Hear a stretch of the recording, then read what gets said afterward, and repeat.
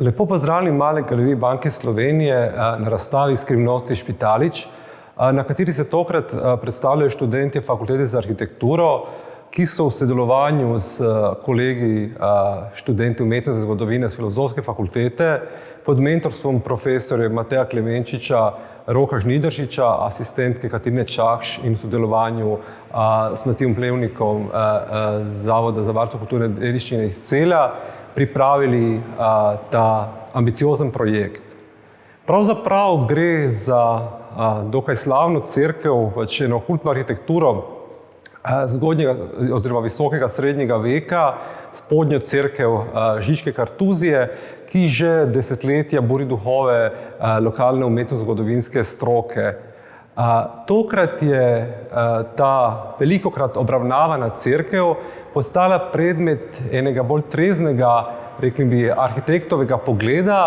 ki zdaj prihaja neko novo vednost v to konjunkcijo arhitekture in umetnostne zgodovine.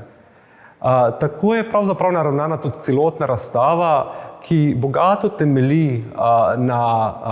izredno inovativnim vizualizacijam, 3D printom, pa tudi različnim momentom participatornega, skozi kateri pravzaprav obiskovalci lahko podoživijo to spekulativno igro konzervatorskega spraševanja in dognanj.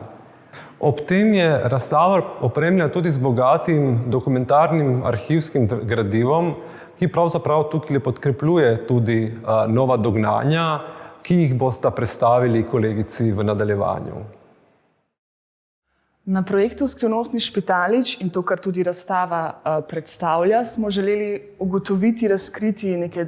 skrivnosti, ki jih Špitalič ponuja skozi vsa ta stoletja. In prvič, tudi na tej razstavi, je predstavljen Farov načrt iz leta 1833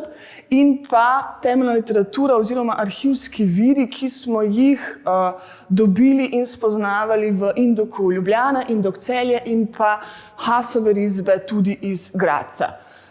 Predvsem je temeljilo na tem, da nekako opredelimo, kako je Špitalič rastel, se spreminjal skozi faze in pa še dan danes buri duhove in ta skrivnost, ki je kaj z zahodnim portalom, ki ga lahko vidite na moji desni strani na steni, ki je bil potem prestavljen na južni portal.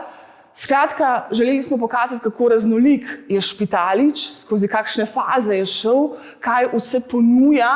ampak z razstavo pokažemo to, kar smo mi dognali, dejstvo pa je, da skrivnosti so še in jih bomo skušali preko našega študija še odkriti in spoznati.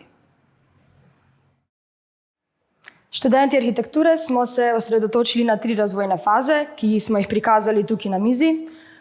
Zdaj pri risbah smo se sklicovali na natančne izmere na lokaciji in pa na 3D sken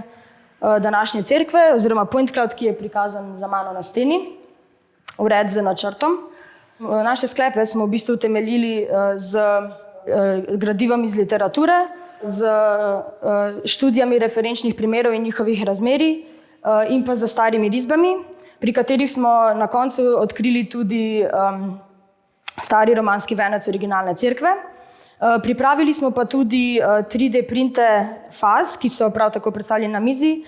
in pa večji 3D print pred mano, pri katerem lahko vsak sestavi svojo verzijo cerkve in s tem smo probali sporočiti, kakšna sestavljanka pravzaprav je današnja cerkev Špitalič.